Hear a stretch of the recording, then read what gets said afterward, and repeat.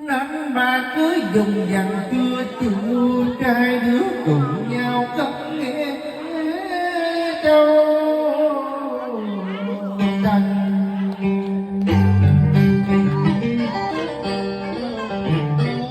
lạc xôn bằng tấm lòng nuôi thấy bà buồn từ cái bữa anh qua dạ ngồi thấy mẹ lắc đầu em cũng thôi giặt áo ở bờ sông. hương có lên tàu nước Sao anh không cho em biết?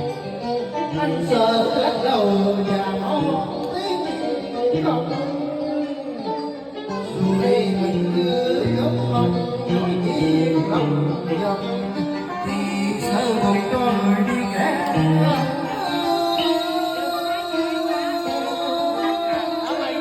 Nói ra mặt đấy không?